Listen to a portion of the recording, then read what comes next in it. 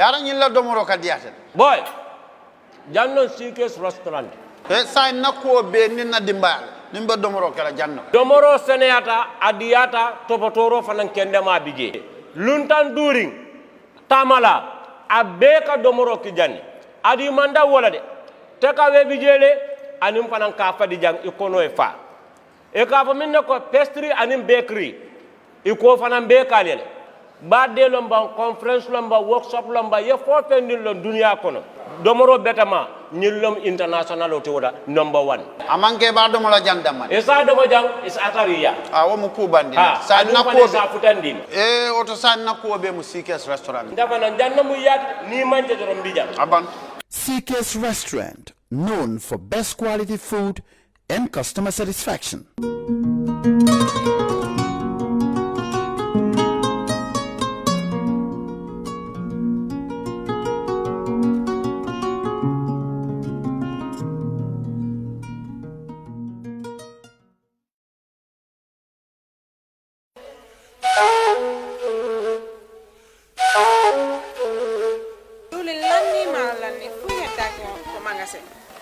diwli lanni maaro lanni fop lanni awa joni mi anda honno gerde ten e ngal ɗo sabu e ngal ɗo ibrahima jonnal taw joni mi anda se yahay kapitiki ñawloɗen ha humpodire e makko est ce que on noon e warude waɗen no awa ane ko de ibrahima ma ko to woni mo amérique ko amérique a woni kede humpitaki fiɓe musidɓe men baluwo baluwo ɓe andanɗa kala ko wawɗa wonde e aduna o si a rewi e juuɗe maɓɓe a jonnay ɗo dépassement o gambia hara no weeɓi a yahata kadi taw ko mbuɗi ɗi no ƴawi walla no jippi ɓe haalantama ko kala ko falɗa ko sengo ñamete indi nebba maaro basal pomme de terre kala ko rewi ɗon a hendoto hara no weeɓi kadi wona ɗum ɗon tum ɓe aɓe jonnira e mobile phone siko ɗum kadi laptop kala ko wayrode ɗi ɓe hay kasbawa ɓe wawma jonnude kadi sa fala humpitade ko weeɓi ƴettu google account ma on joni data ton waɗa download app maɓɓe on ayiyay kala ko humpima e maɓɓe ton ɓe weeɓi yamay ka wonɗa wo e aduna on kala ko wawɗa a jonnanayi wonɗo ka leydi men gambia ɗo dépense hara no weeɓi yamay si ɗum non fof no neeɓi immoɗen joni mi ɗowtama ka place maɓɓe jan waɗen joni yiya heɓa ko falata waɗen kisam When we touch down, better broke down.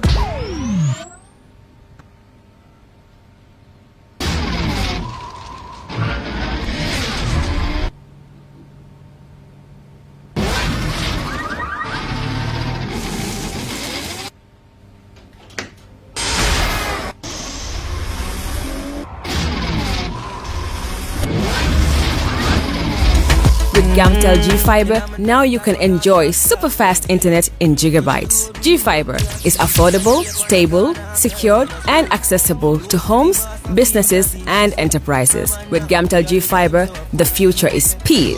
Gamtel, creating a brighter future in communication. That's how she became mine and see the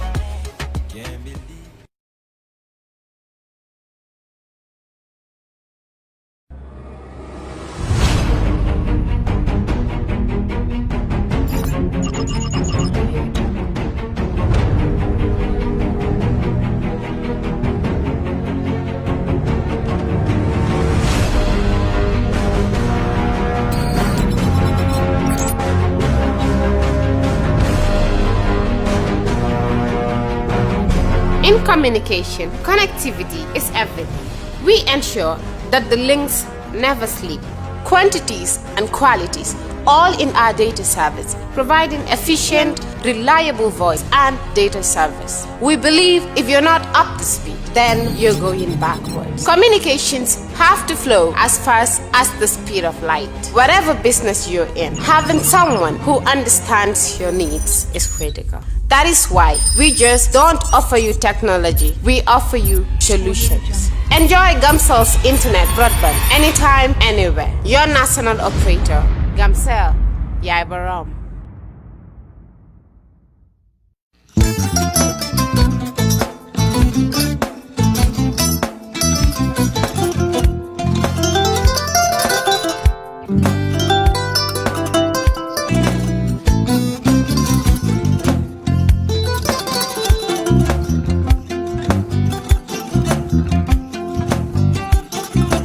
I get it. Mbijan aganya. Albaka. Mbaka important. Yo, nga transfer la sto. Ya transfer la. Ha, code nyingi. Okay. Korsa. Nsila ID soto. Sa soto. Sorry. I get it. Mbijan bro. Albaka. Mbaka. Bara alla service o tariaka. Mbale. Mo ki janna nun kunu bara tariaka. Jannom yona forest de bureau. Gambia tonkon na no mbali ya bere. Bari si kodo kino katon nim fo bolong blabe to 56 branches mola sota Gambia jang. Ha? Gambia kono ani Gambia bantala bankol. Nko kodo kiya bere. Kodo sifa fo falindiro fo nyaadi lafta memmen na kodi to poto nim kodi maraw. Jannam number 1 di nyonta. Andum fana nata anoda enterprise sotale. Wolam nyindi ko domorol fana kol fana be firale le dadi mani domorol ni fana beteat. Gambia dawda yalo ngam fa kendol sotale je. Wo moyo diat. Apelenta ni wo ka ni lafta nyelen kendol e bina. Yalo bukani la ko la baraka ba. Yalo ndel chosano lo. Abaraka.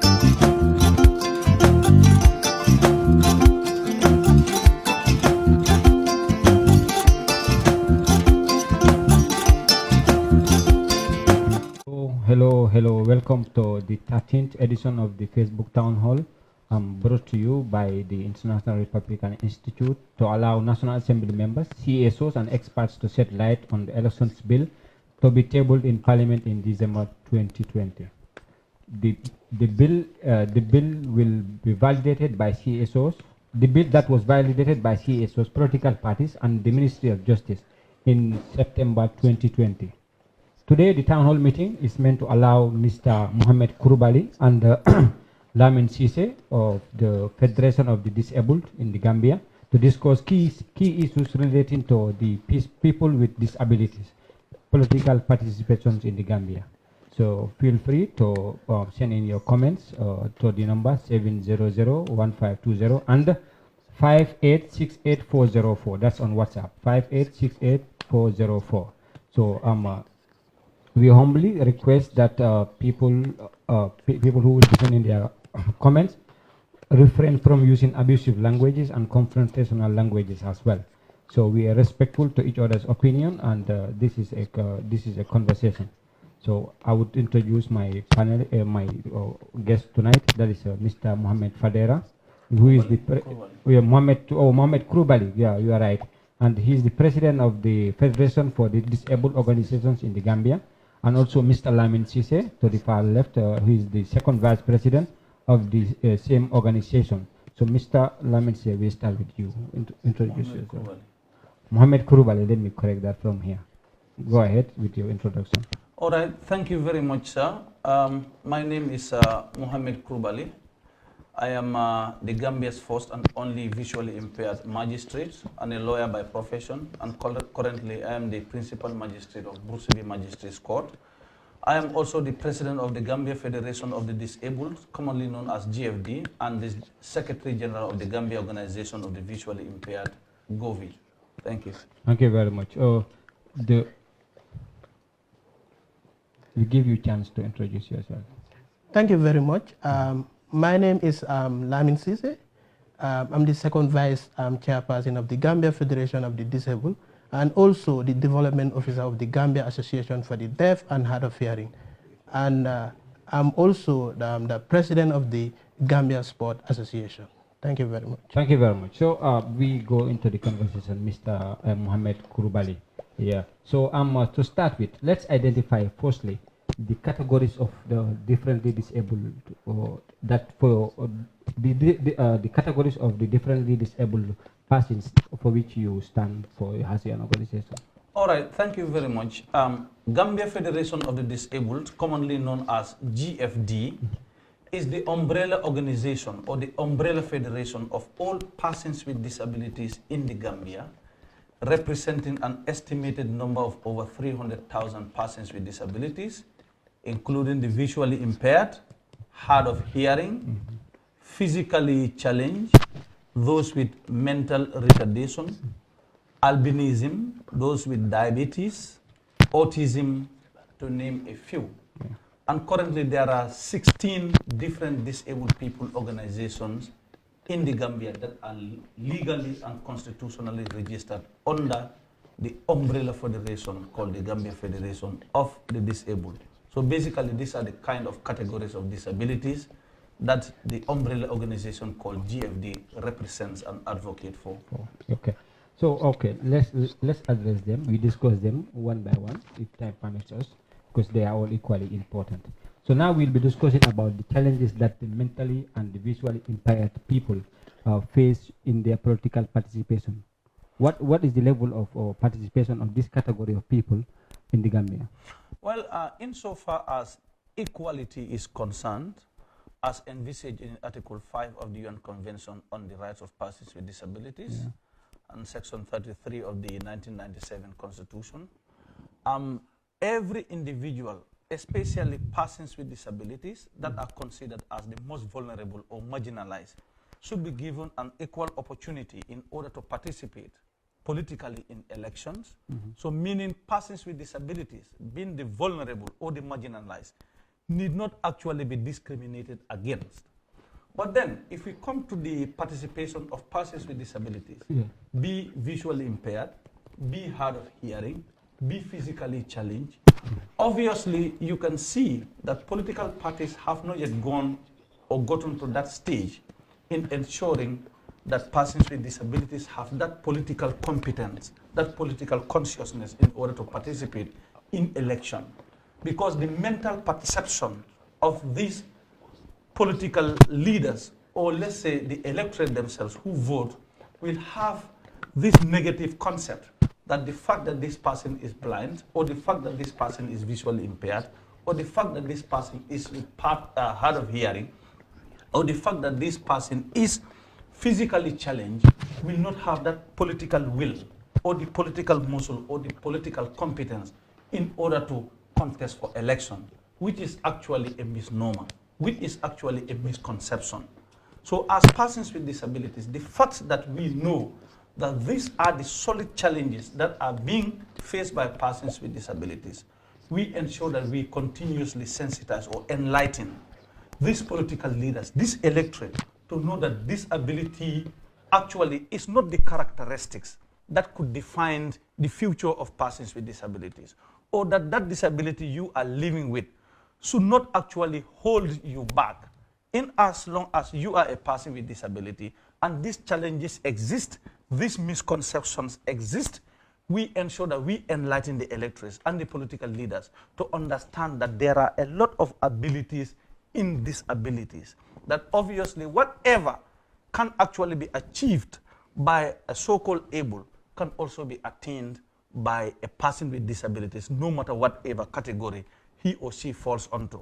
We have seen a scenario, for example, whereas in Northern Ireland, a hard of hearing contested for election, as National Assembly member, and won, even though she was a person, with hard of hearing. We have also seen, situations, of course, although this was not an election, but the then home-based secretary of England called David Blanket was actually visually impaired. So these are some of the success stories that can actually convince the political leaders and the electors to understand that even though if you are with disability, there are successes, especially if you are given the right platform to showcase your challenge, your talents.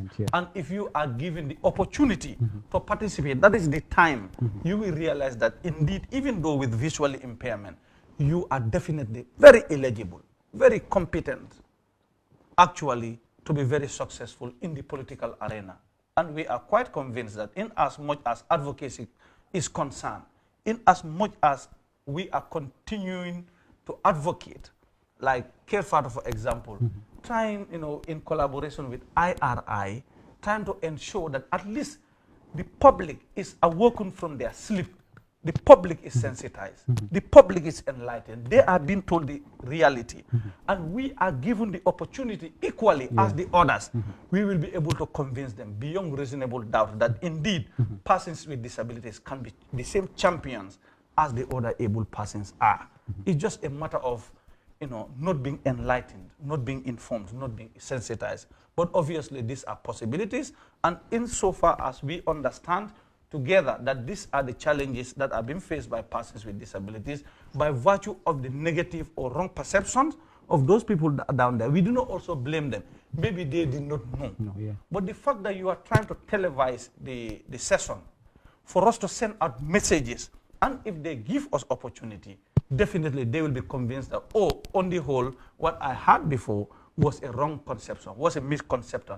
Now I will make sure, or we will make sure that these categories of persons with disabilities will be given that opportunity just as us. They will not be discriminated against, and they will know that definitely there are a lot of possibilities. As my motto is always, all I see is possibility. Yeah. Absolutely. All you see is possibility Absolutely. for persons with disability. That is my email signature, in fact. Very good. I say, you're taking it to the next level. That is Mohammed Kurubali, the president of the GDF in the Gambia. And we go to our colleague here, that's the second vice president, Lamin Sise.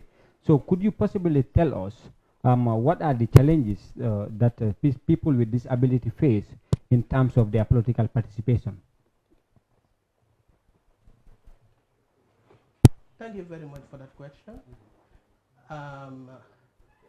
There are a lot of challenges facing persons living with disabilities, especially the different categories of differently able people in the Gambia here.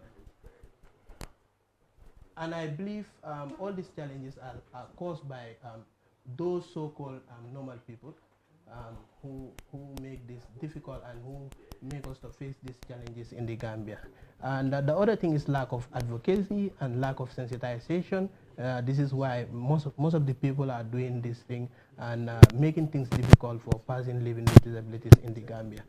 But if more advocacy work is done and more collaboration is done, then things will change in the Gambia. And also, most of the political parties, they don't have a good institutional structure or organizational structure. That's why they are not involving persons living with disabilities within their political parties. And many political parties, the policies and the laws they make in their political constitutions, they don't involve persons living with disabilities. And one thing that the differently able people are happy about is about the CRC.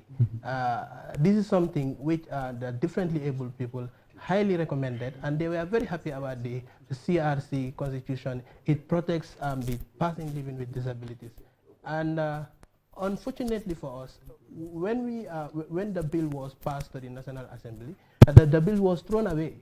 It was not voted for, and for a referendum. So now, when we send the bill to the National Assembly, nothing comes out of it, and they throw the bill away. So now, if the political parties have correct laws and policies, then I think things will change in the Gambia, and differently able people will enjoy. If these things are not done, then there will be a big challenge for differently able people within the political parties and in the Gambia here. Thank you very much, Second Vice President Lamin Sise. We will come back to you, Mr. President. He just made mention of a very important point, because we have to compare these two laws that we had. We saw the National Disability Constitution being criticized for not being very friendly to the PWD. So, and now he just made mention of the constitutional bill that was thrown out in Parliament recently by the parliamentarians. That's the the constitution, draft constitution 2020. And we all saw that it was very friendly to the people with disability. So what would you tell us? So what if you are given the opportunity today to address the National Assembly members who threw that constitution away? What would you tell them? Thank you very much. It is indeed an established fact and principle that indeed what can guarantee to respect, protect, and promote the rights of individuals in a country vis-a-vis persons with disabilities is legislation or the law. We realize that the 1997 Constitution of the Republic of the Gambia in section 31, subsections 1, 2, and 3 have actually specifically mentioned the rights of persons with disabilities in terms of education, in terms of our rights to health and health services, and in terms of our rights to employment. So the proviso goes on to say that in any judicial proceedings, for example, in which a person with disability is a party, the procedure shall take into account his or her condition. Fine. We have actually realized our rights to health, education, and employment, and of course, in terms of being a party in judicial proceedings. But we have realized that as persons with disabilities, these are very, very, very, very narrow context that actually covered the rights of persons with disabilities. Having realized this, we have actually been advocating to have a specific bill in place, which is going to be called Persons with Disabilities Bill. So meaning apart from the Constitution of the Gambia being the supreme law, and perhaps maybe other laws that have narrowly addressed the rights of persons with disabilities, it will be plausible and prudent to have in place a legal mechanism or a legal framework, specifically that is going to be called Persons with Disabilities Bill. Because we feel that this is going to be the specific guaranteed legislation that is going to respect, protect, and promote rights of persons with disabilities. And it is going to compel, as a grown norm, to compel the stakeholders, the parastatals individual, to make sure that they subscribe and adhere to that existing legislation that will guarantee our rights. And that disability bill has been drafted. It has been validated many times. It has been advocated for. God so good, the bill is finally placed before the National Assembly. It has passed the test of first reading and second reading. In fact, I am even delighted to inform you that yesterday we have received a letter.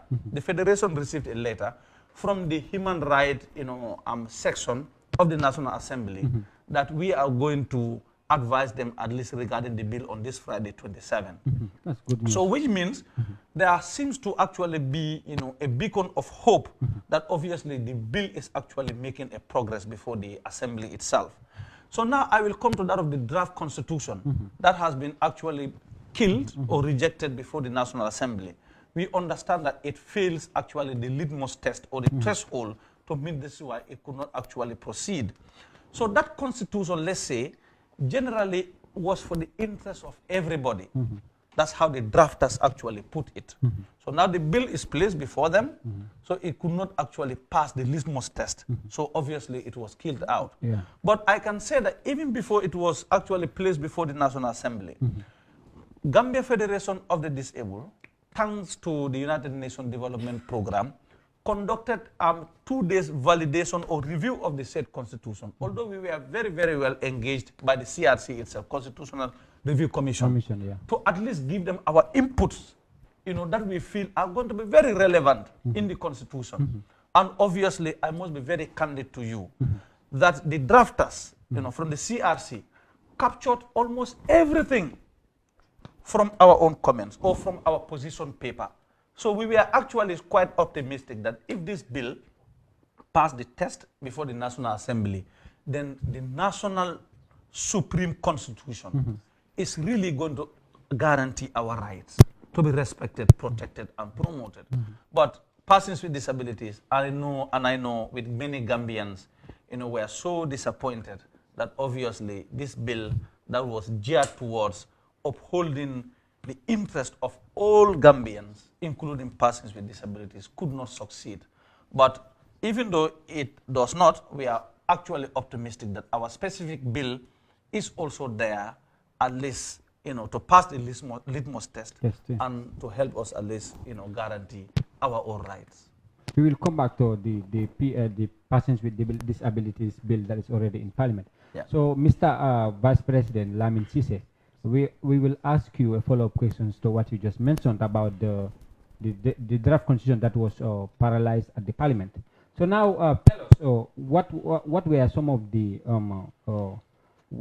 challenges you had? What were some of the challenges you had when the bill was paralyzed in Parliament? And what would you say to parliamentarians who attempted killing it?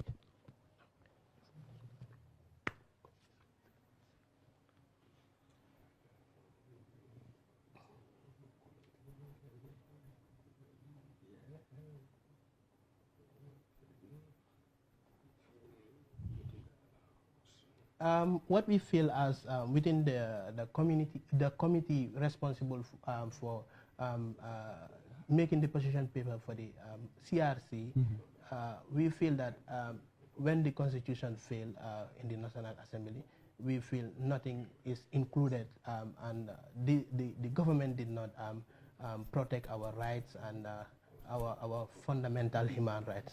So again, the other thing is the UN Convention on the Right of Persons with Disability.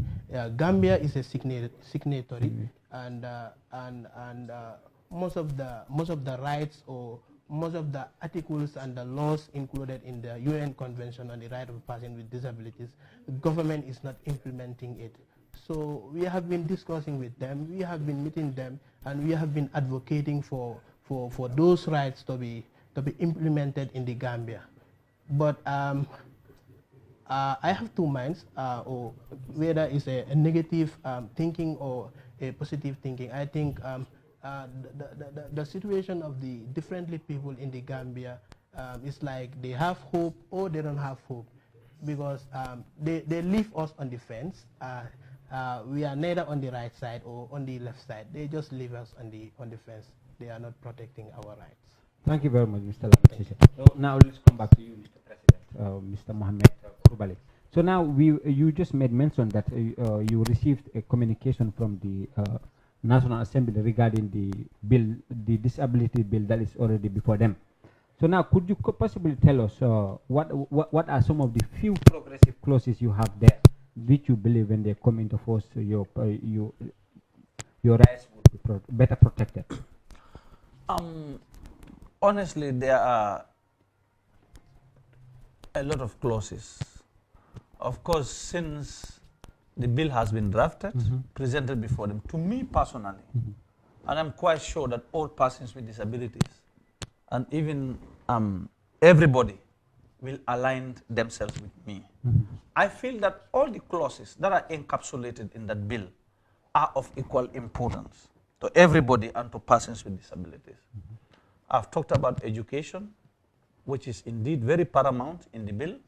I've talked about health and health services, which is very paramount in the bill. I have talked about employment, which is very paramount in the bill.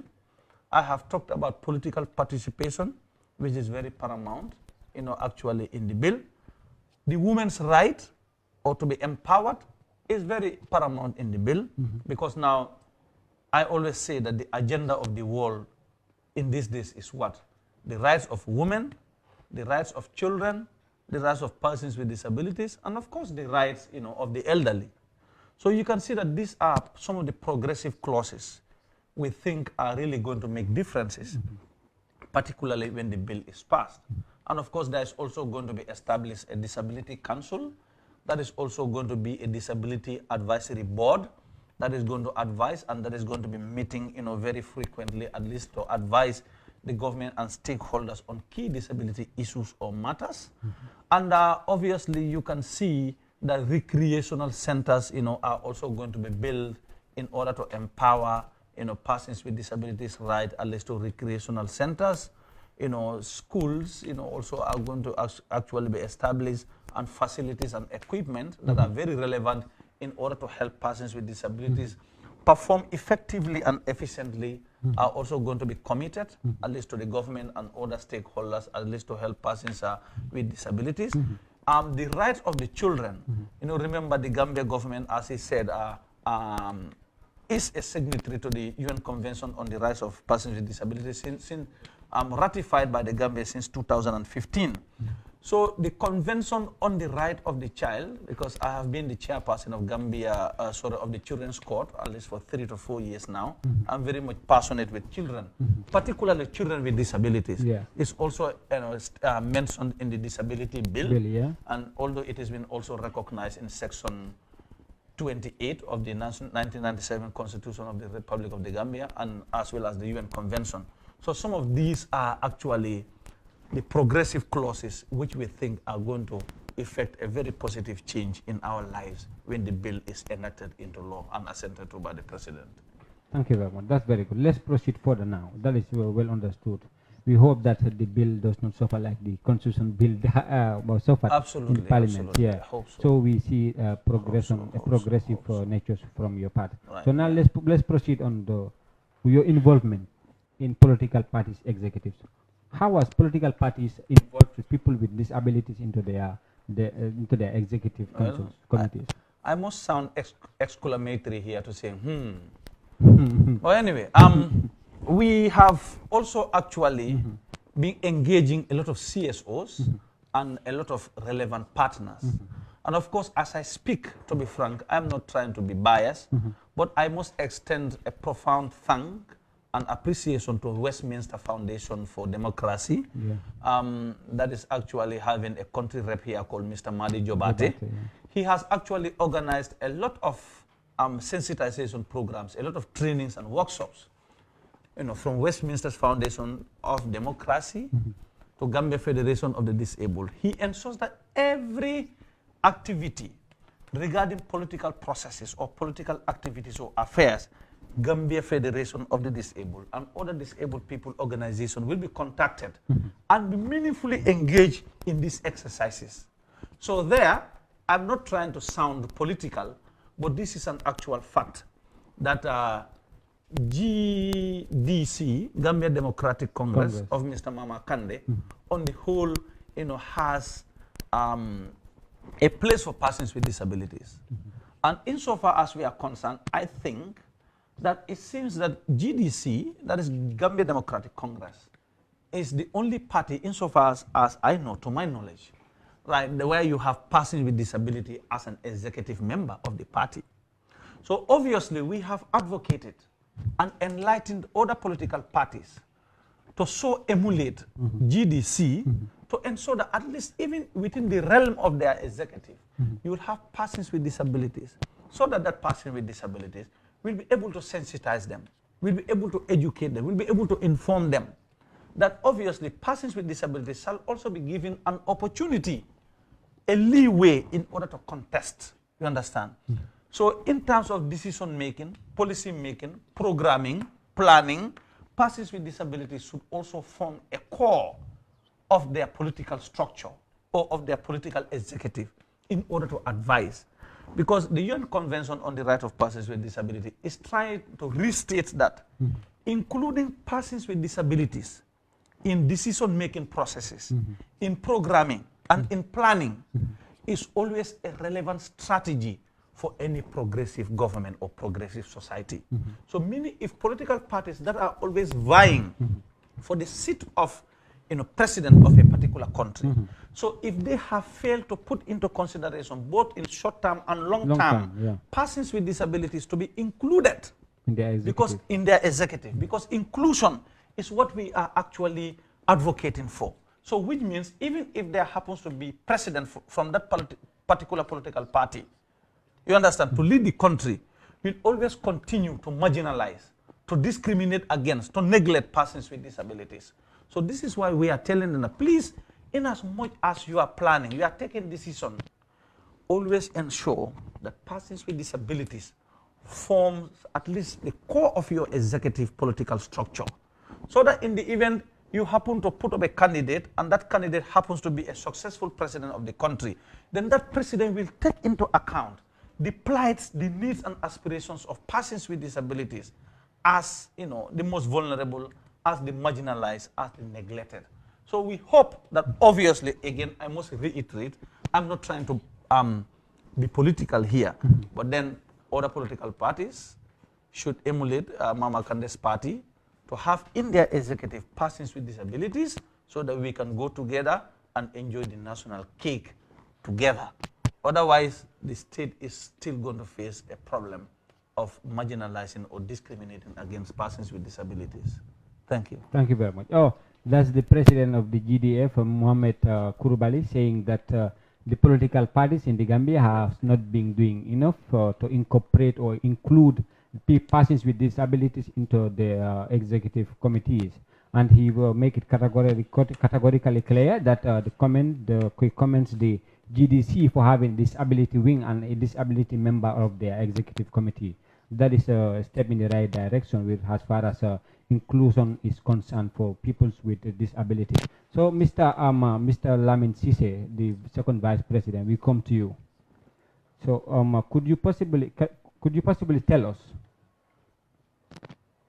your opinion about the involvement of the persons with disability in the executive committees of political parties? Yeah. Thank you very much. Okay. According to my own level of understanding, I saw many political parties now in the Gambia, and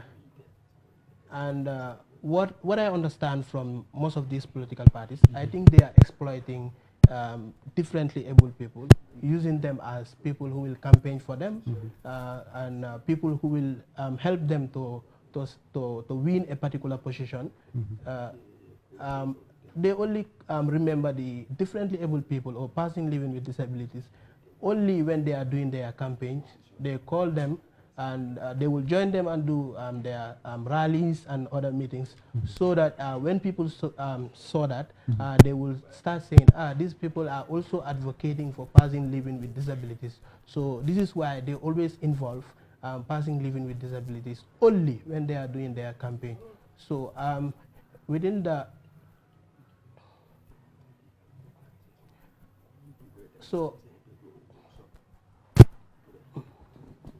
So the other thing I would like to recommend is like the Gambia Federation of the Disabled can organize a workshop where they will invite all the political parties, the leaders of all the political parties to attend the workshop, so that they will train them on involving persons living with disabilities within their executive board. Like, for example, inviting Rambo from the APRC, Mama Kande, Honorable Usainu Dabo, and also the leader of GAP, that is the Gambia Action Party. And when we invite them in that workshop, they can also promise us that we will start involving persons living with disabilities. And we will also advocate and we will also sensitize them on the importance of involving persons living with disabilities within their executive board. Yeah, I would like to commend GDC, that is under the leadership of Mama Kande, for involving persons living with disabilities. I remember there was a time when Mama Kande donated the organization $100,000 to the Federation, and all the differently able people fraternity, they were very happy about that gesture, and they thanked Mama Kande for doing that. I believe Mama Kande have a good heart towards the differently able people, and we commend him for that. But other political parties, the only thing they are doing, they using sweet words, using differently able people during their political rallies and during campaign. And the only political parties who were supporting the differently able people, especially, let's say, the Gambia Association for the Deaf and Hard of Hearing, was UDP, and Mama Kande was also supporting the differently able people. So many differently able people, as I just said, were being exploited during political rallies and political campaign. I remember there was a time when the 3 years Jotna and 5 years, I don't know, stand for 5 years or support 5 years, mandate of the president. They invite the differently able people and they place them in front of the gathering. So, and there was no security within that gathering. So if there was if there was to be a problem or a violence within that protest, there was no security who will protect the differently able people who were being placed in front of the gathering. So I think this thing needs to be changed, and they should also respect the human rights for every individual in the Gambia. Yeah.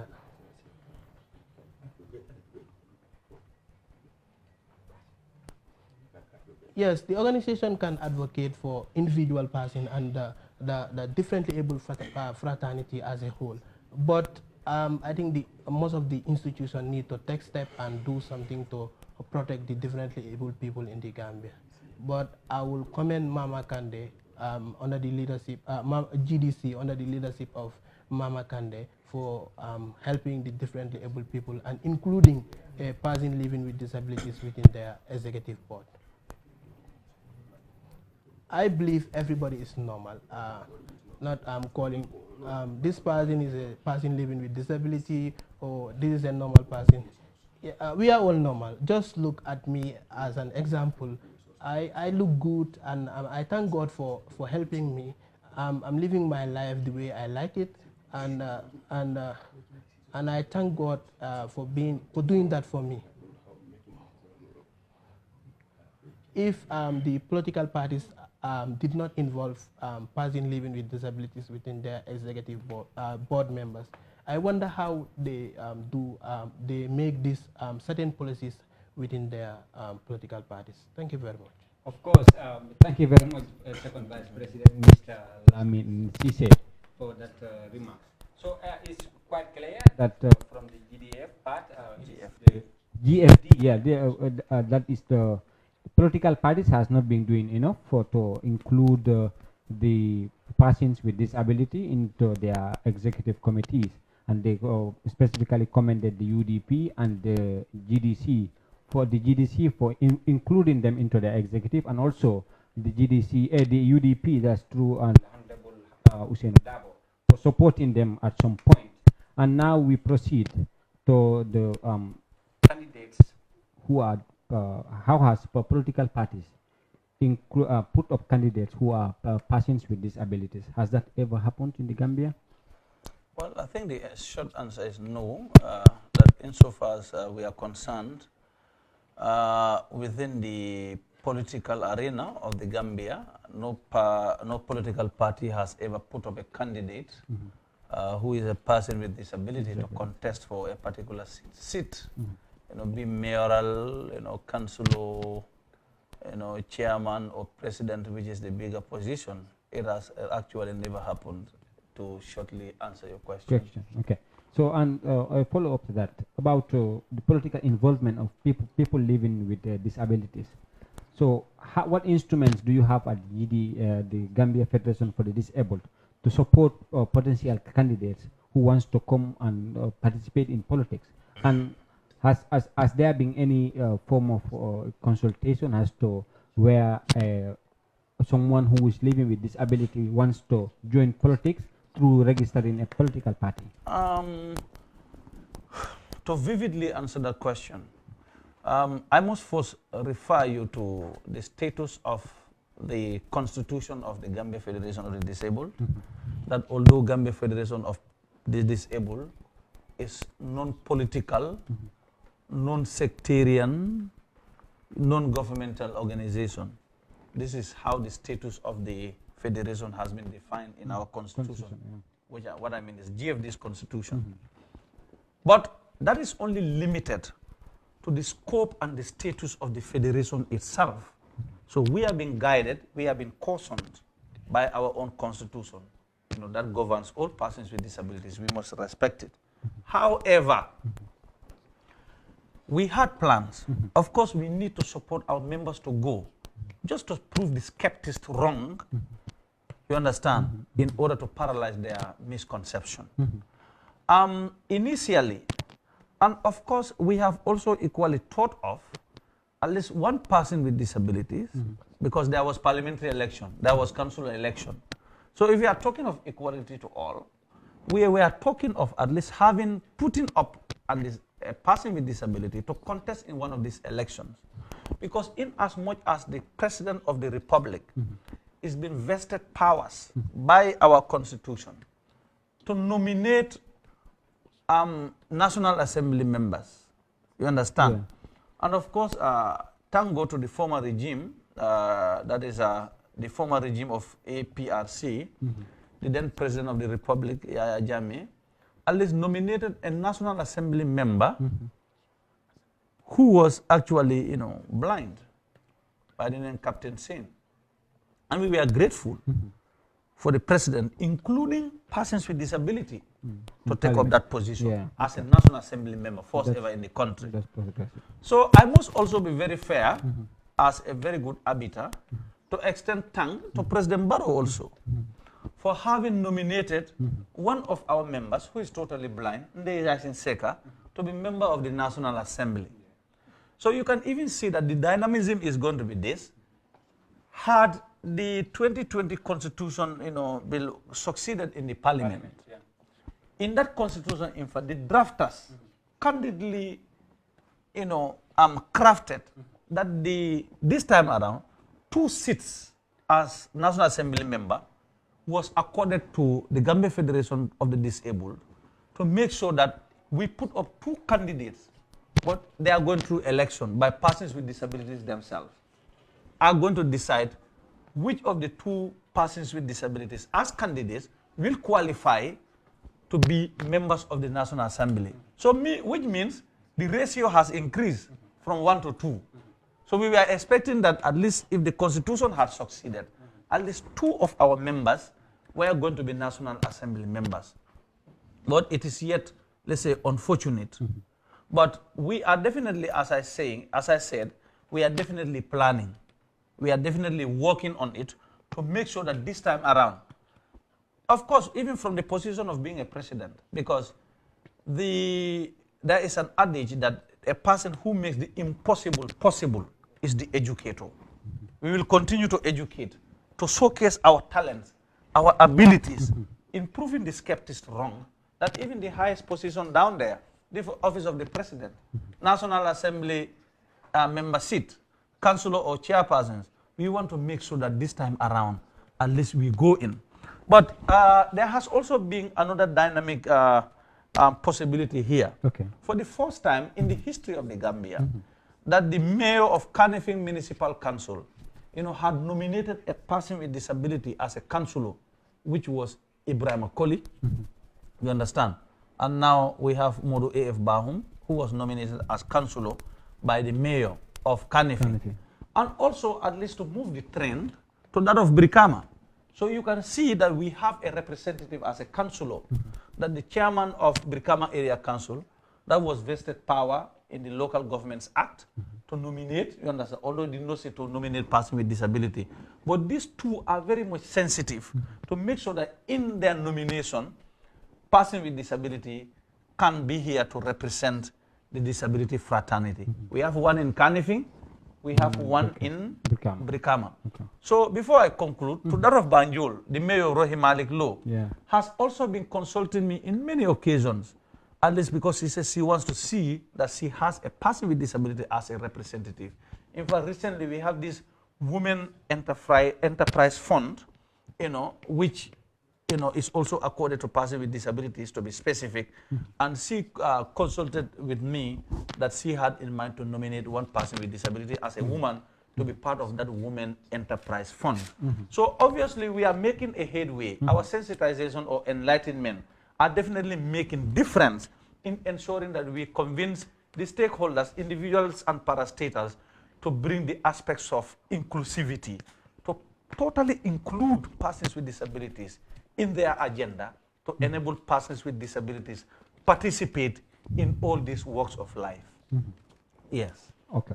Thank you very much for that enlightenment. So we come to the second vice president of the federation, Mr. Lamin Sise. Yeah. Could you tell us how do you think political parties could include persons living with disabilities and also, yes, persons living with disabilities into, put them up as candidates and also assist them in their political participations.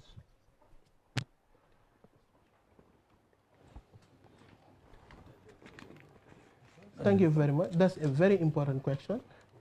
What is it for? This is possible, and it is very, very possible for political parties. I think it's for them to change their political policies, to change the policies they have within their political parties, and make their policies to be inclusive, and also to make sure that persons living with disabilities to have equal rights like other normal people. But if their policies are not in line with persons living with disabilities, then it will be very difficult for them to follow, to do this or to make this a reality.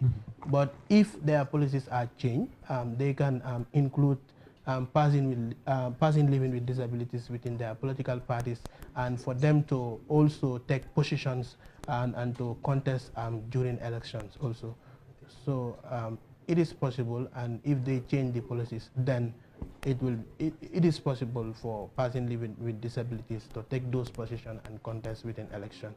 So the only problem is let them change their laws and to change their policies and read other instruments like the UN Convention on the Right of Persons with Disabilities and the Disability Bill, so that they will have a better understanding of differently able people and what are their rights, and make it in line with their policies, so that the person living with disabilities can include and take positions and contest during elections. And also, they can also provide training for persons living with disabilities who are interested to contest during elections. And when they train them, then they will have the capacity and they will have the know-how and the knowledge to contest during elections. Thank you very much. Indeed, that is the second vice president of the Gambia Federation for the Disabled, as Mr. Lamin Cisse.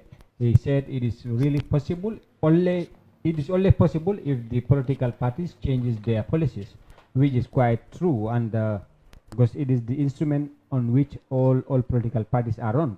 So having those policies that are marginalizing the persons with disability for political participations, it will be very difficult. And it doesn't even matter how much advocacy is done. If the policies still remain, then the marginalization still will obtain. So if the GDC has done it, why other political parties? Then it's even possible with other political parties. Other political parties can equally emulate the good strides by the GDC by including a person with disability into their executive committee. Because discussing about, just like the youth folk will say, discussing about youth without the youth is not for the youth. Absolutely. So if a political party wants to show us that, because every political party is a government in waiting. Absolutely. So if a political party, while they are a government in waiting, they are not able to include, they've not shown any commitment towards including people living with disabilities into their programs and their policies and the executive committees, we will not expect them to do better when they go in government, when they are voted into government. Absolutely. So the efforts have to start now. So now let's proceed.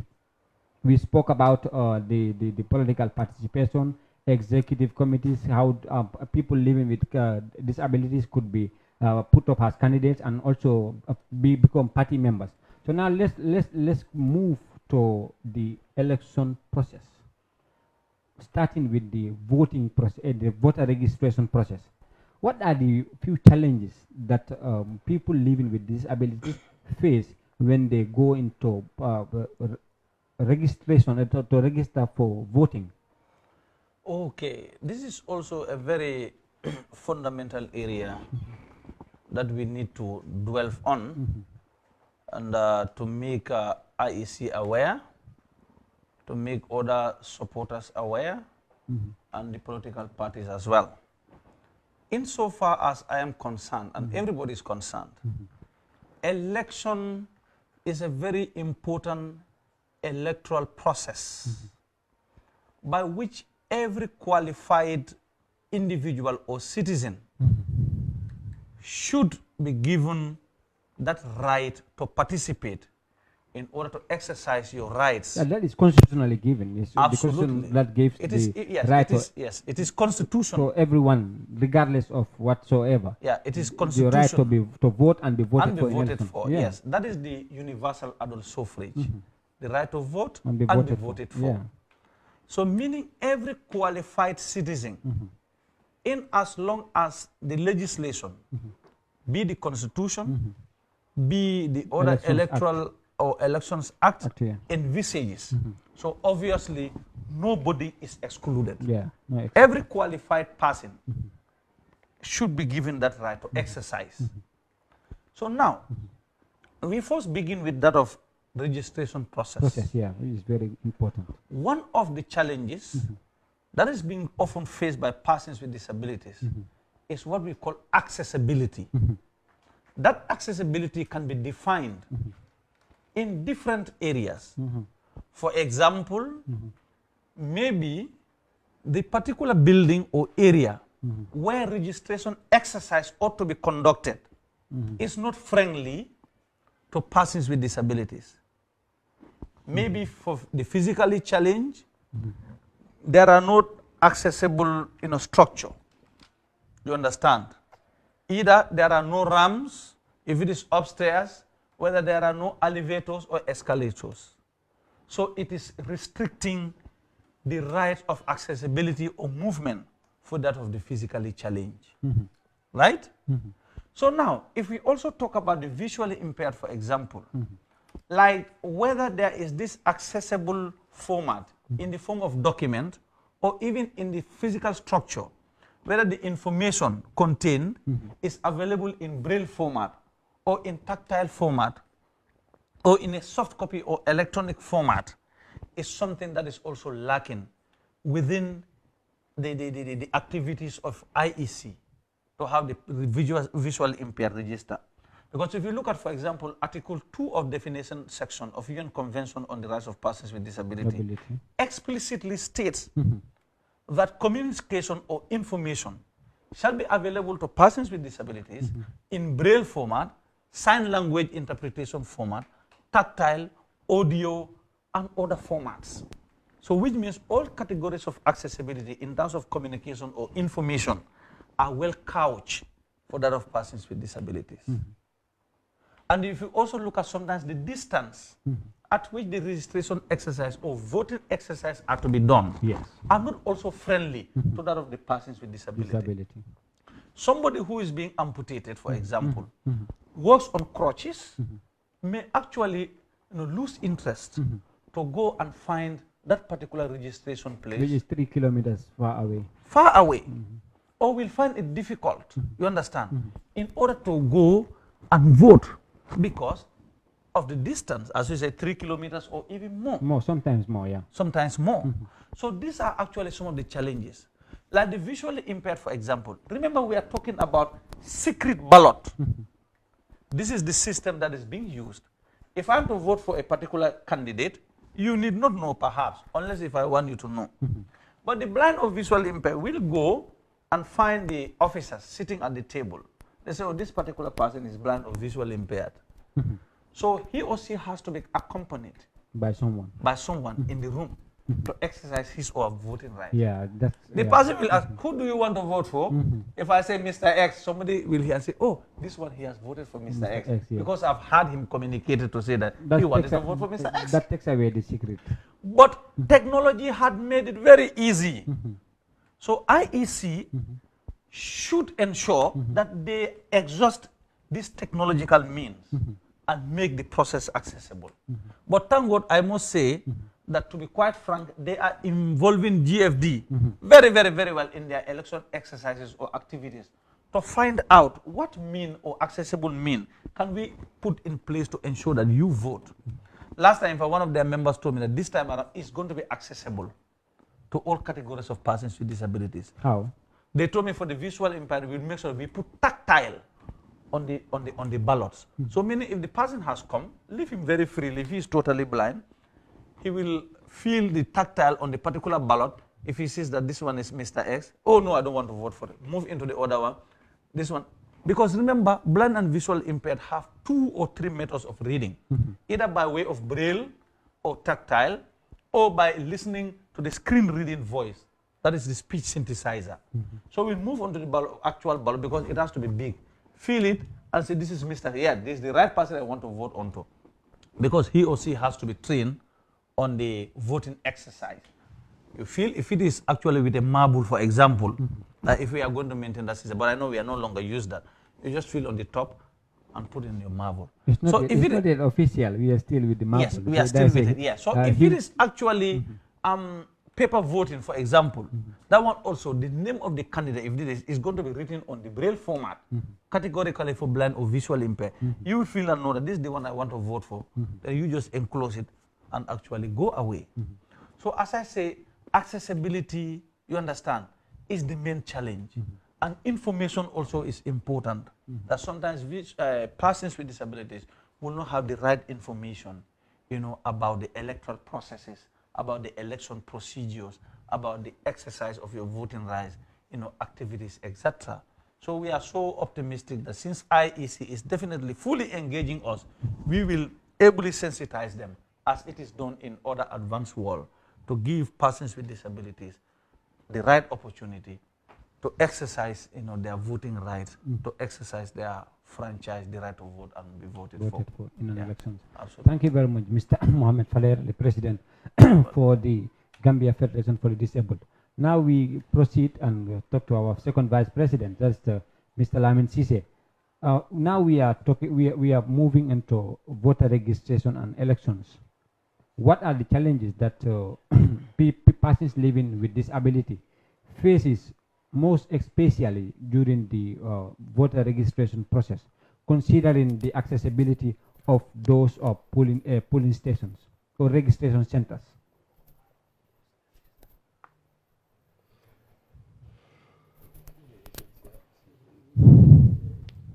There are a lot of challenges, and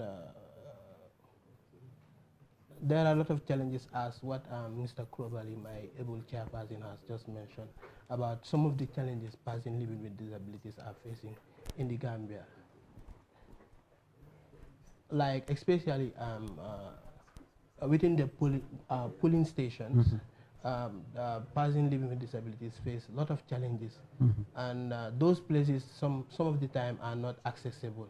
So I think accessibility is one thing which is very important in any polling station. Like for example, the physically challenged or those who are using wheelchair, if there are no ramps, then they won't be able to enter that place. Like if the place is not accessible, then they won't be able to vote. So most of the time, what differently able people will do when they come to a place and want to vote, if the place is not accessible, they decide not to vote and go away. So I think they should give us a priority, like not to join the queue during voting, to give us a priority so that we can vote first before any other person. Yeah. Sometimes most people, like let's say the deaf and hard of hearing, they don't know where exactly they will vote, so they will start asking questions, and you know they have a communication barrier. So they wouldn't know where to vote, so they tend to go away and not to vote. And in the area of the visually impaired people or the blind, using braille and tactile is very important so that they will know where to vote. But the other problem is, let's say for example, those visually impaired people or the blind people who had never been to school, they won't be able to read or use braille or tactile information to vote. So that's another challenge which the differently able people are facing. So there are other people living within the rural areas. Most of the time, they want to make their own choice, but I can say their family members or other people who accompanied them to vote always tell them that vote for this person or don't vote for this person. So they tend to follow what the other person recommended them to to do. So they will vote for what the other person told them to vote for. So the one important thing we want to see is accessibility within the polling stations. So yeah, and also to give us a priority to vote.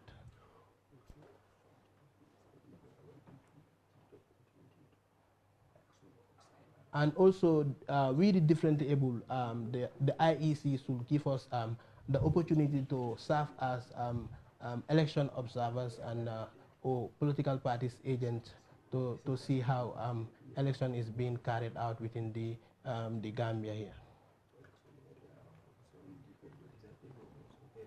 Yeah, it is very important to give us position within the polling stations and during elections. Yeah. Yeah, this will also give us opportunity. That is the differently able people. Do you have any contribution to what you were saying? I just want to maybe strengthen some of the points, just to widen them a little bit. Okay. As the saying goes, not everything that is perfect, but sometimes that positive discrimination can, of course, happen. In the sense that he has made a very valuable point here. There are some persons with disabilities that can, that are actually literate.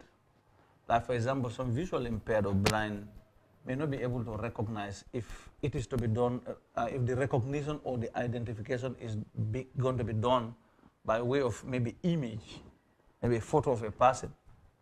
You understand? So that particular blind or visually impaired who is not educated need to ask you, you understand, where is the ballot of Mr. X? So that one maybe it can no longer be secret. He or she has to tell you. And also he has mentioned a very important one, which GFD has also been working on, that is engaging IEC to make sure that persons with disabilities also will hold some position during voting. We have returning officer, presiding officer, assistant presiding, and we have polling officer. Some of these positions can ably be filled by persons with disability. Disability, of course. Like, for example, if you are physically challenged, either a wheelchair user or you use a crutch, nothing actually happens to your eyes. You can be a returning officer, you can be presiding officer or assistant presiding officer. So if you apply, do not be discriminated against by the IEC officials. Do you understand? That by virtue of your disability. Because these things require vision. They should be able to exercise it.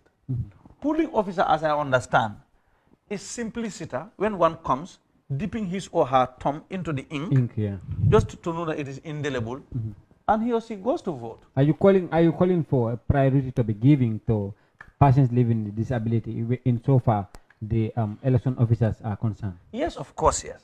In fact, as I have said, we are even engaging IC on that one, issue. And they seem to be accepting our request. Because it is a form of creation of employment, opportunity to persons with disability to be included and participate even during electoral processes. So it is not a matter of impossible. It is possible, because we can advise and identify certain categories of positions in which we feel our people can ably fill in. That's very good. So now, okay, you have made a very valid point. So now let's talk about, you said it is possible. So let's assume that now we are at various polling stations, we have persons living with disabilities as polling staff. So what advice or what recommendation would you make to the IEC by making the whole place accessible to persons living with disability? Because you make specific mentions of people living with wheelchairs and also with crutches. So what recommendation would you make? Yeah, the recommendations are simple and doable. That is one, let them make sure that, as he has pointed out before, that during the election exercise, persons with disabilities in different categories, insofar as they explain themselves to the election officials, or insofar as they identify and recognize the disability of an individual, let them not allow him or her to queue. Priority should be given to him or her to immediately vote and go away. In fact, this is what is recognized in terms of standard by other advanced and informed countries, enlightened countries. If you go to airports, if you go to other polling stations, persons with disabilities are given an opportunity. And secondly, let them make the voting procedures accessible in terms of information, in terms of communication, or in terms of accessing the actual material, or in terms of accessing that particular building in which voting exercise is to be conducted. You understand? And let them also give chance to persons with disabilities. You understand what I mean? And let them also ensure that the voting room itself, if it is to be done in a room, to be very friendly to persons with disabilities. So if these are done, we will say inclusivity and that of participation of persons with disabilities are achieved. We will all stand and celebrate the victory together. That indeed what we are advocating for our people are being realized by different stakeholders. Very good. That's beautiful. So we proceed to voter education and also campaign and equally the access, how persons living with disabilities have access to election guidelines. So you as the president of the GDF, GFD, okay, the Gambia Federation for the disabled. Yeah. So what plans do you have in so far elections? How do you call it again? Civic education is concerned for your members. Civic education is one of the strong instruments that actually informs the people, particularly the electorates, to know their rights, to know that their rights to vote and be voted for, and to know that obviously they have the right to information in terms of election matters and procedures, and to know that they have the right also to stand and contest for election. So now in terms of civic education, all this information should be well known to persons with disabilities, living with disabilities, especially in terms of relevant and accessible format. As I have said, those that we think cannot read and write, the information should be contained in audio format. Civic education should be conducted or done in radio stations. For those that have not gone to school or those that cannot read and write, will hear the clear translation of the whole system or process, right? So meaning now if it is in audio format, especially in radio stations, well, those illiterates, sorry to say, will be able to access information. So for the blind and visually impaired, the information should be accessible in braille format or soft copy or electronic or print media, or even in the form of cassettes. I remember PDOIS used to make sure that the information are being recorded on cassettes, distribute these cassettes to the community that are not educated, so that they will also be able to understand what the Constitution of the Gambia and other relevant information are. They used to buy tape recorders and cassettes, distribute them to communities, because they believe that everybody has the right to information. Everybody has the right to know. So for that of those with hard of hearing, sign language should be a sine qua non to make sure that whatever information, through civic education, different people with hard of hearing, with different communities will be met, and they'll be able to inform them the information available, and there will be sign language interpretation to that effect, so that those with hard of hearing will get the information, will access the information to know that this is indeed what is happening in my country. This is indeed what is happening in the entire electoral process.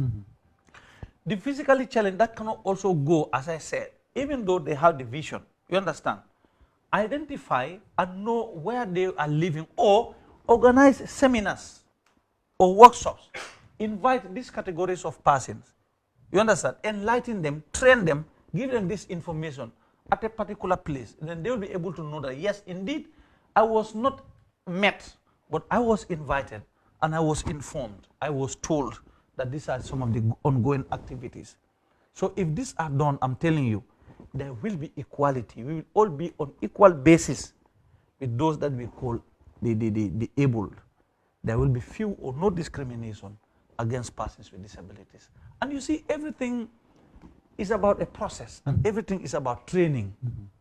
Unless you engage those particular persons, or unless you exhaust those remedies or solutions, that you will know that they are possible.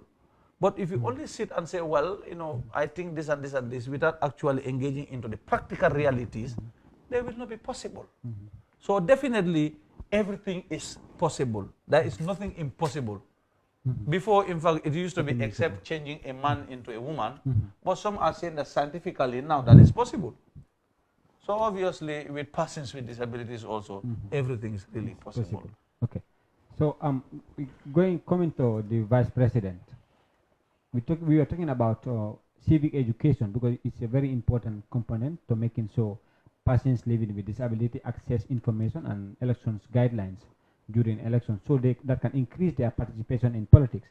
So knowing that the National Council for Civic Education has the responsibility to keep the people informed about their civic duties and responsibilities. So has your office been working with the NCCE towards keeping the persons living with disability informed about their political rights?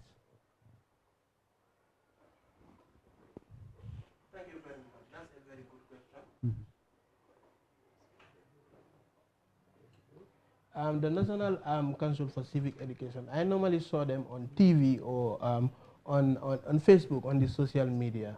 But when on Facebook, when I saw their program, I always ask them question, how will you make sure to make this information accessible to persons living with disabilities?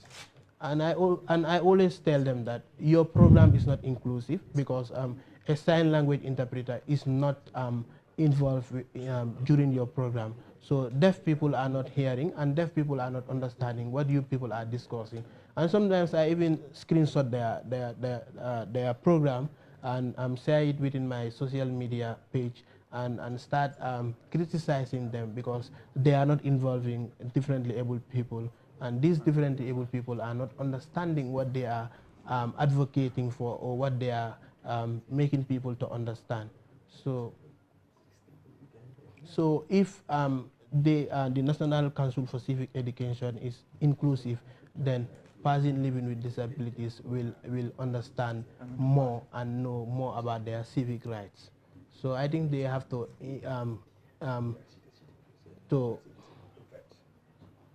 like, for example, during their programs on TV, they can also invite a particular person living with disabilities, and that particular person living with disabilities will help and inform them about the challenges facing persons living with disabilities.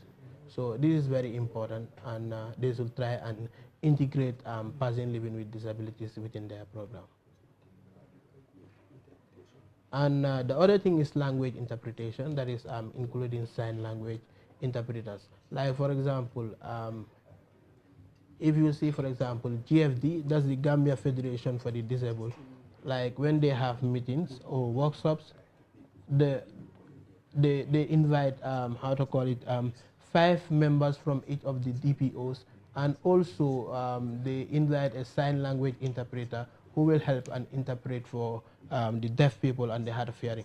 And also within our members, there are some who had never been to school, so there will be somebody who will be there to interpret from English to our local languages. So that is something which is interpretation of languages to make those people understand. So one thing I would also advise the National Council for Civic Education is not to be always using English during their programs. They can also use other local languages to make sure that the Gambian people will understand. And also, if you look, for example, when during election, when they are counting votes, there are all other local languages like Mandinka, Jola, Manjagos, Fulas, and all those local languages. But a sign language interpreter is not involved during the vote counting. So if they involve all the local languages in the Gambia, then the citizens will understand, and especially the deaf and hard of hearing people. Yeah, we don't want to depend on second-hand information. We want to depend on first-hand information. Thank you. It's okay. Thank you very much, Vice President Mr. Lamin Sise there for the wonderful deliberations. So, Mr. President, Mohammed Krubali will be proceeding to the Elections Amendment Act, which is already already received validation by all stakeholders recently, organized by the IEC. So, talking about this Elections Amendment Act, does this proposed bill seek to address any of your challenges? Interesting. In the first place, were you even part of those that were contacted for the validation? This is what I just want to put across. Interestingly, the Federation of the Disabled acknowledged receipt of an invitation from the Independent Electoral Commission in order to review the Election Bill 2020. The days were to be yesterday, Friday, and today, Saturday. And I have attended several speeches by the co-chair of the Inter-Party Committee, that is Mr. Halifa Saleh, and Musa Amul Nyasi was there, and representatives of other political parties were also on the show. So we have actually first treated the Memorandum of Understanding of the Inter-Party Committee. But during lunch, I was actually met by Mr.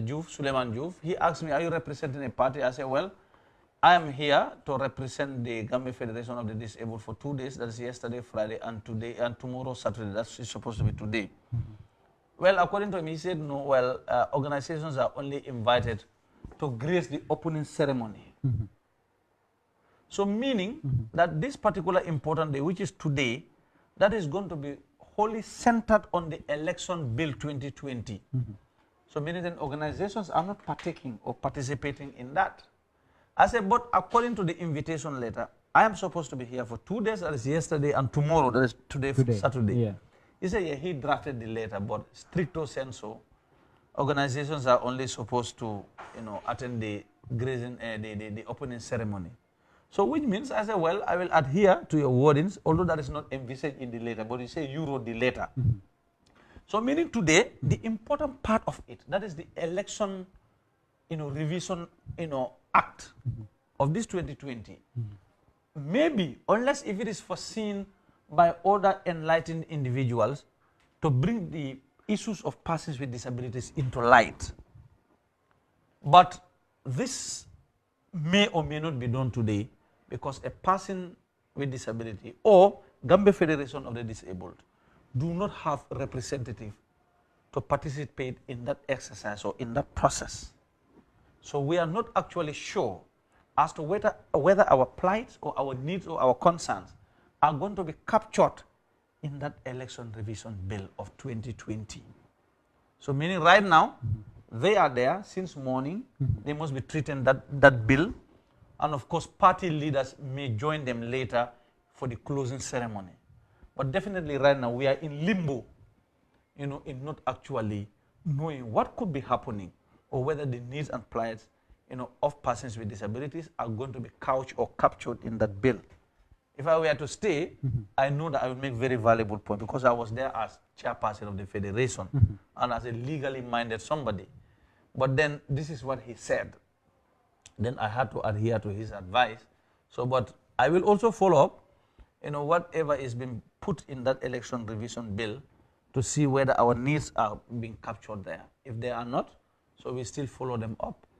This is actually the situation. We were invited, but strictly I thought, as per the letter, or as the letter conveyed, that I was going to participate on behalf of GFD for the 2 days, yesterday and today, so that we can give them our inputs in the election revision bill or act.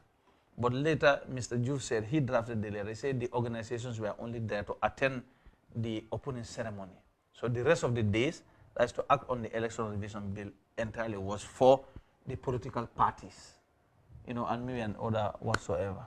That is interesting. So we see what will happen. That's interesting. Discussing Absolutely the elections amendment bill without the Federation of the Disabled. Definitely. This is what really happened. This is really interesting. So could you tell us, were you at any point invited for any validation workshop?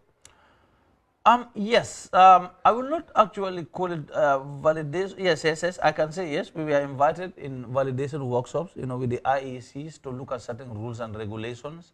And also thereafter, we also had a lot of engagements, with IEC, the Federation, and different categories of persons with disabilities, advising IEC on election matters and how they can also be purely inclusive, to that of persons with disabilities in the election exercise or whatsoever. Definitely, as I've said, in fact, earlier on, that this was actually why we are realizing that the IEC is really making progress in terms of inclusion, of persons with disabilities into such exercises and processes.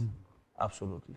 Okay. That's very good. And having had that, so now, what are your expectations from the convergence right now happening at the inter-party level? Well, at the inter-party committee level, since we have treated their memorandum of understanding yesterday in my presence, and that since they are to dwell or to act or to discuss on matters in the Election Revision Act or Bill, we expect, as we have said, that the inter-party committee will give that opportunity, that equality in terms of education, in terms of accessibility, in terms of communication information to that of persons with disabilities, in terms of equal treatment for all, and in terms of positive discrimination by giving equal treatment or opportunity, you understand, to persons with disabilities, accessibility as well at their political level in terms of an inter-party committee. And with the election revision, we feel that, as I have said, that again, persons with disabilities are going to be included, in the Election Revision Act by giving these opportunities to persons with disabilities in order to enable them exercise their franchise or electoral rights. So we feel that they will not be biased, but they will actually be inclusive to actually consider the needs and aspirations of persons with disabilities, both at the inter-party communication, inter-party committee aspect and in that of the election revision bill. We hope they will be inclusive, absolutely, even though we are not there, but there will be like and right-minded individuals there who will actually think of persons with disabilities. That's beautiful. So hence the Vice President, the interpreter is not around, so we will be proceeding. So having discussed all the bullet points we had for today, so now let's talk about the involvement of the persons living with disability into our political space. So what do you think, what changes should the political parties do and the IEC included in this process? What can they do better so they can include? Yes, the answer is simple. Is to review and amend their constitutions, is to review and amend their decision, their plans, their policies, and actually be so much positive in terms of inclusion and participation for all. If that is done, persons with disabilities are expected to be included in their executive structure or in their political structure. Same thing applies to that of the IEC. They should be able to review their rules and regulations, make sure that they give opportunities, you understand, to persons with disabilities to equally participate and be included in all these exercises, just as it is available for everybody. It's an equal treatment actually for all. So positive discrimination as a correlative theory will only come in if there is no other solution. Then actually one can definitely seem to positively discriminate. Remember, the established principle of law is what? Everybody is presumed sane unless the contrary is proved. Everybody is proven sane. That means everybody is presumed to have sanity of the mind. Or everything is proven right unless the contrary is proved. So we are saying that we are actually the same. You understand what I mean? So we should also be able to give in this opportunity. We live the life we want. Like myself, as the Gambia's first and only visually impaired magistrate, I always say that I live the life I want. Visual impairment is not the characteristic that defines me and my future. It doesn't hold me back. I live the life I want. Yeah. And today I'm helping a lot of sighted persons or those that have full vision, despite being visually impaired. So which means actually the narrative actually has changed and is changing what it means to be visually impaired. It's changing what it means to be a person with disability. So it's just a matter of having the right environment, the right opportunity, and the right structure, and the right support, and be with those conscious, enlightened, and informed individuals. If that is done, there will be no difference. Absolutely. Yes. Okay. Thank you very much. We are now coming to the second vice president, that is Mr. Lamin Sise. So knowing that we already have an Elections Amendment Act that is on its way to the Parliament very soon. So how do you think this proposed bill will address issues of disability?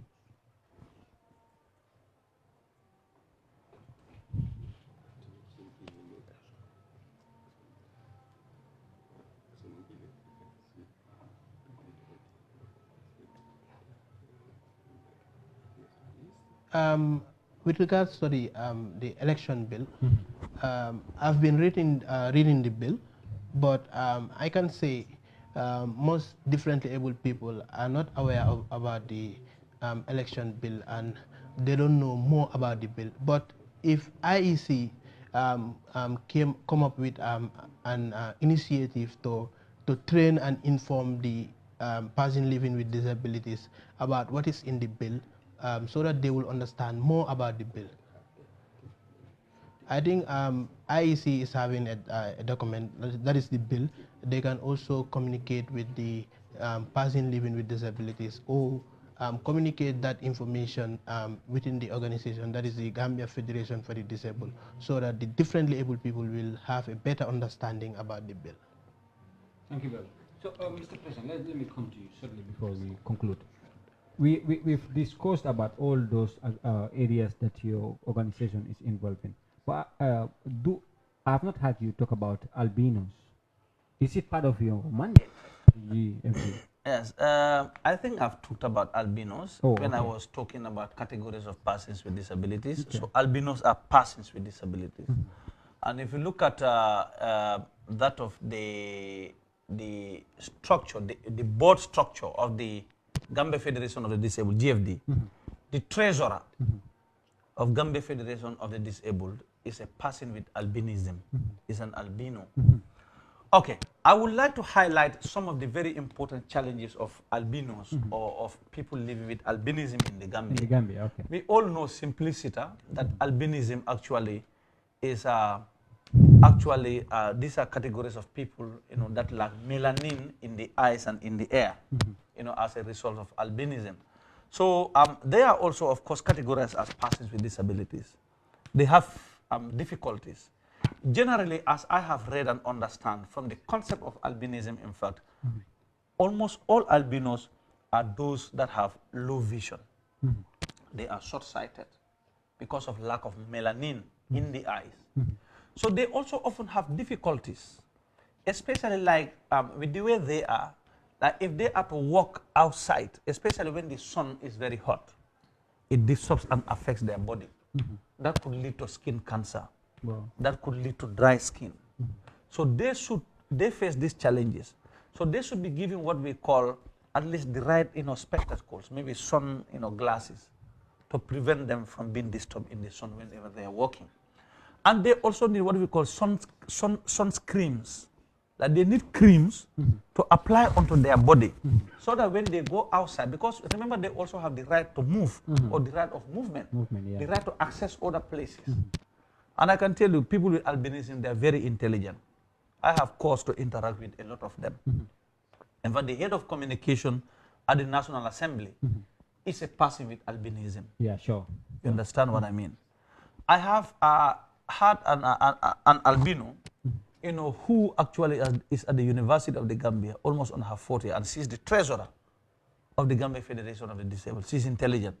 And recently, two of the sisters, one of them, got 9 credit from grade 12, examination from Nusrat High School. Wow. And she did science, 9 credits.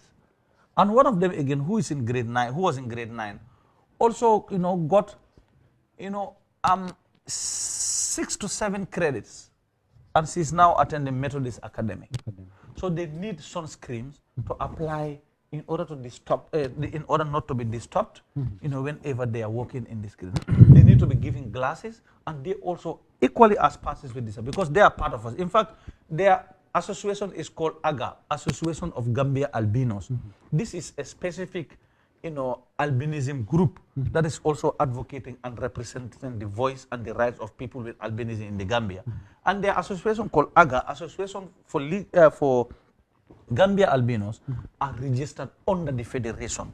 So the umbrella body is actually advocating for all persons with disabilities, including those with albinism. They are actually doing very well, and they are a very good pressure group, that is also advocating for the health and health services or healthcare for persons with albinism, their education, their right to medication, their right to movement, their right to everything. So they are a very essential, part of disabled people organization group, as part of persons with disability, and as part of Gambia Federation for the Disabled, really, so to speak. Very good. So, Mr. Second Vice President, Mr. Lamin Sise, what is your contribution to what we are discussing as far as people living with albinism are concerned in the Gambia?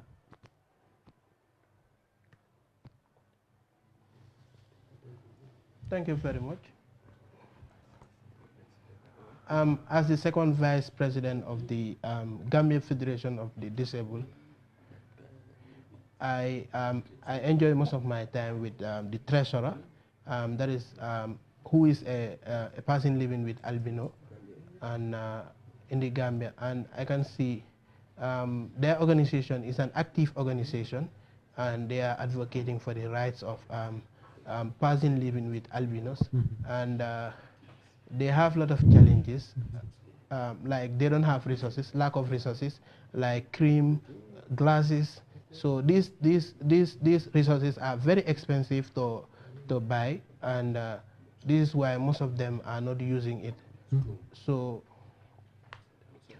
let's say those who are lucky to have a strong family background, they normally buy those materials outside the Gambia. So they sometimes use it like when they want to go outside and using sunglasses to protect their eye.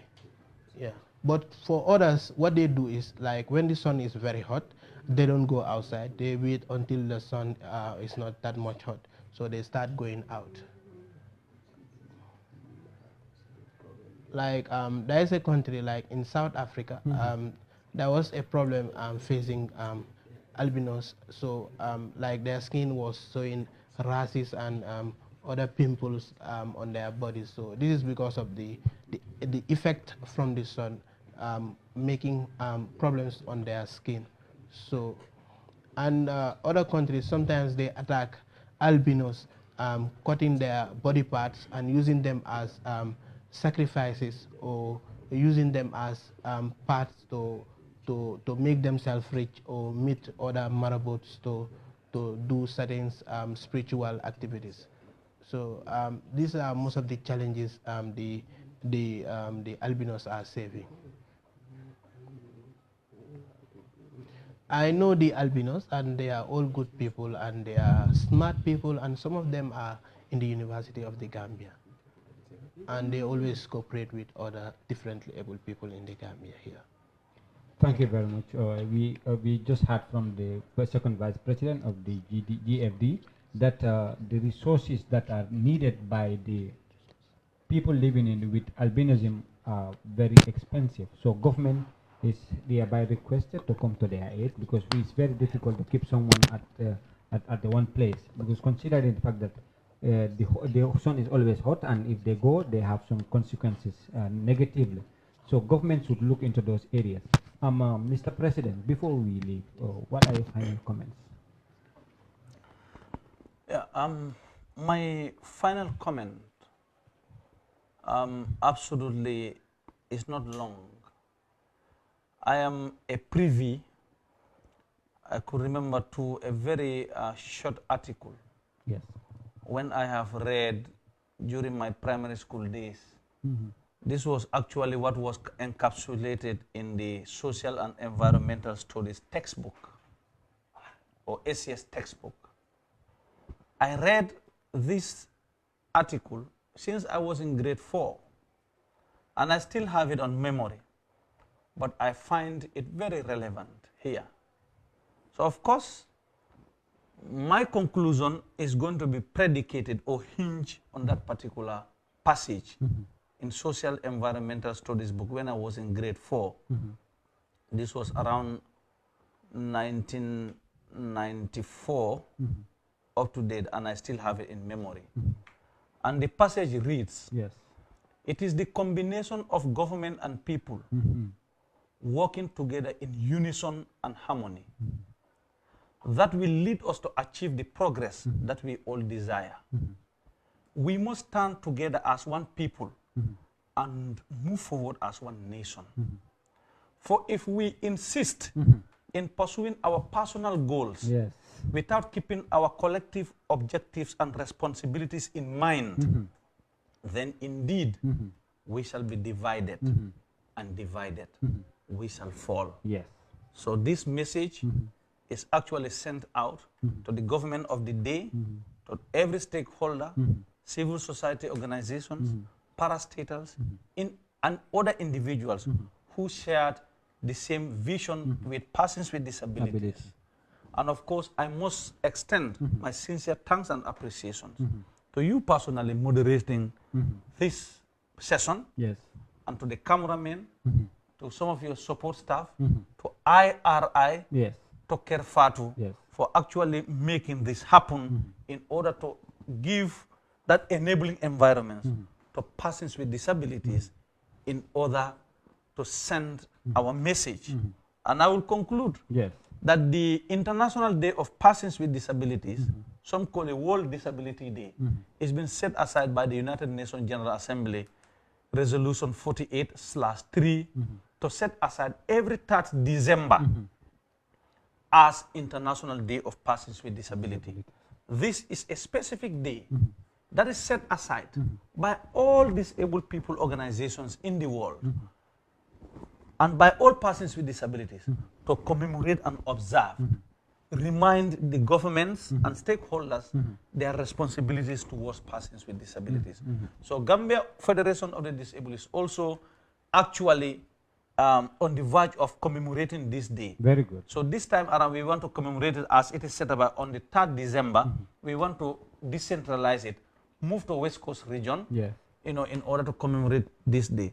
So whoever also, wants to donate us for anything, you can contact me as the chairperson on my phone number, 773-9329, or you contact the Federation's office line, that is 439-2628, or you can send an email to gfdgambia2019@gmail.com.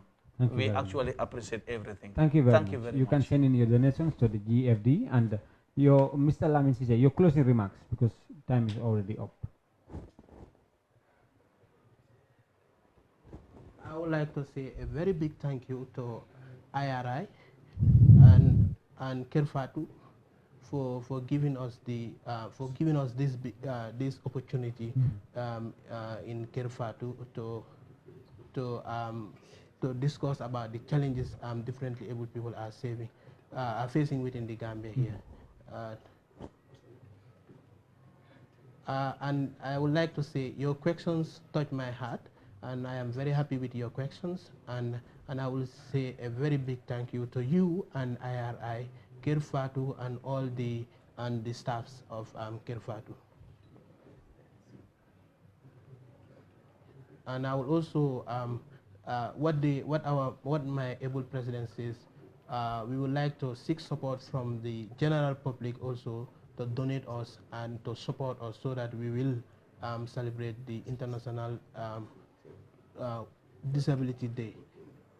We are differently able people, and we are citizens of the Gambia, and nobody knows what will come of you in the future. So let us support our differently able people, and we call on UN, and all different organizations and institutions to support our federation so that we will celebrate the International Disability Day.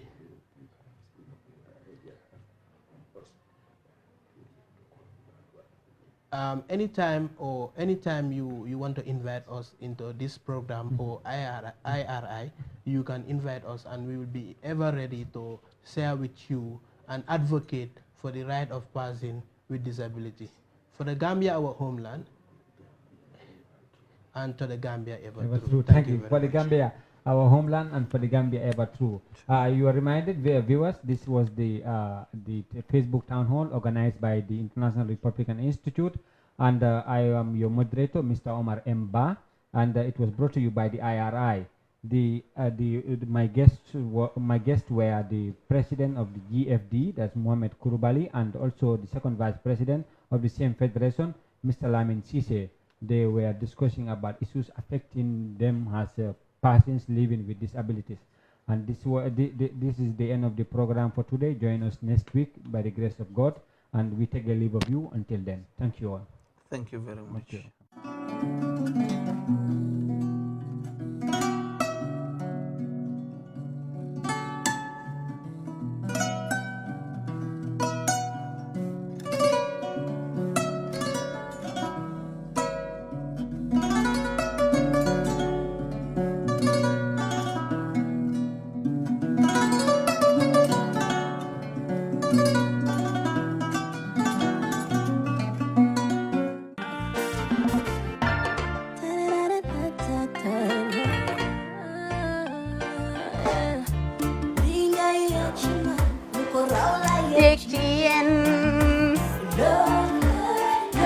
Love like fire.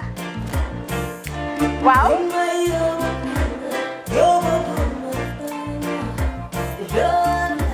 Love like fire. Xam ngeen rek affaire bi xam ngeen fan la? Skincare la. 2020 lañ wax de. Waaw. Fii nag mooy Kerr fan, Kerr zero tache.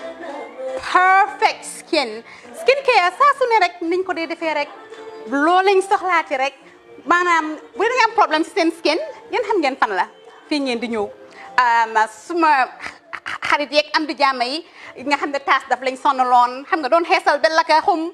Éneew ma lañ ko nag waaye just in case comme ni ko gars yi di waxee rek en cas just in case loolu xew xam ngeen fi ngeen di ñëw Skincare Plus si yu baax rek la ñoo dox nag ay baax rek fu ne la ñoo dem ci réew mi di lañ indi rek nag products yu baax du Paris du Italie du USA du fi mu nekk nii sax boole nañ ci nag Sweden fu nekk lañ leen a indilee products bu dee tamit nag da nga ñuul rek ñu lay jamaa natural beauty that melanin dripping we do have stuff for you as well emuñ si skincare products rek ñu ngi ci cuub yi tamit fu ne la ñoo jaar in fact sax last commercial bi ñu defoon waxuñ leen woon ne dañoo dox ci ay kawar 9A grade rek nag waaw we do have bundles as well hair si lu ne la ñoo dox ñun ñu ngi ci rafetal jigéen rek luy taaral jigéen rek waaw boo leen di tukki tamit bëggoon rek classic suitcase ñu dañoo dox ci ay Samsonite duñ dee indi any brand of suitcases though other than Samsonite comme li ma dee wax rek boo eggee airport dëri Samsonite dafa am nuñ laa xoolee waaw ngeen de lan nag waaw skin ci moom la ñu gën a xamee nag skincare products ci moom la ñu gën a xamee ñu ngi dox tamit bentee tamit si ay dàlla man waaye man nag skincare mooy suma specialty xam nga rek jigéen bu sa xar kanam réglé loo def mu jag am nañ Patricia Reiner, Kiwi Eye, the whole range, Lighten Up Gold, Tomatine. I mean, the list can just go on and on and on and on. Lépp loo xam ne rek luy taaral jigéen la ci yooyu rek la ñoo dox. Skincare Plus nag emuñ si Gambia rek ñu ngi United States ñu ngi Gambia fii ba pare bu dee yaa ngi anywhere in Europe mun nañ la ko mail within 3 days rek ñetti fan rek nga jot say diw emuñ si loolu rek dañ laa consult tamit balaa ñu laa jaay diw dinañ def a free consultation pour wax la rek exactly li nga xam ne moo méngoo ak sa kanam dinañ leen wax tamit ne rek am nañ perfumes, you know, fragrances, men's shirts, accessories. We do dresses as well. We do blouses. I mean, we do shoes. Name it, we do them. Skincare Plus 2020 is our year of perfection. zéro tasse fi mu nekk nii réew mi fii kenn waratu fi tasse kenn waratu fi am problème kanam kenn waratu fi am problème picca boo ko amee dafa fekk ne rek ñëwuloo ci place bi fii. Love like fire. Bring my yobo good my fire. Love like fire.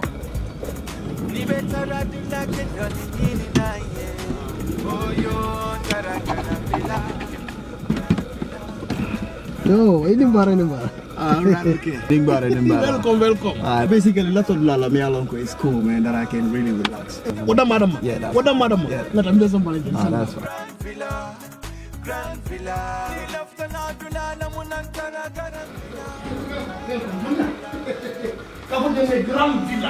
That's fine. Slowly. Yes. No. Yeah, actually, a lot of people are basically me along is very relaxed. So it's always going to happen on this training.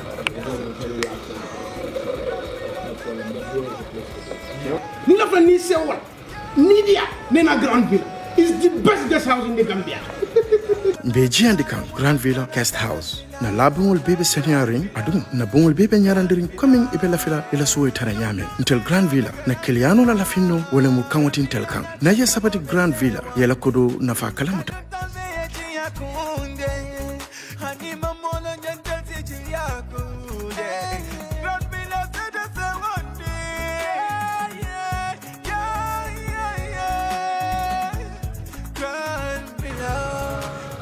Oh man, this is like a paradise. I know. I so much love this place. Yes, thank you.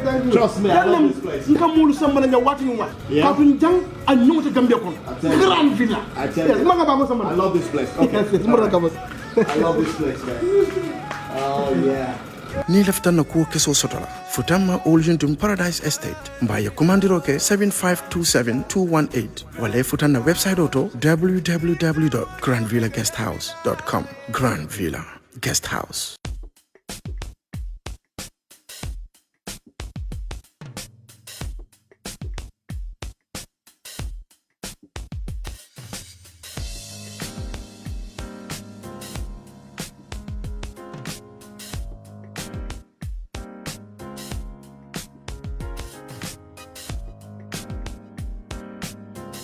Miss B Designer Outlet is the #1 quality and affordable stop shop for all your needs. Get your evening dresses, suit and ties, office wears for both ladies and gentlemen, beach wears, sport wears, pure leather shoes for men, quality belts, bags, heels for all beautiful ladies, original perfumes, accessories, and a lot more.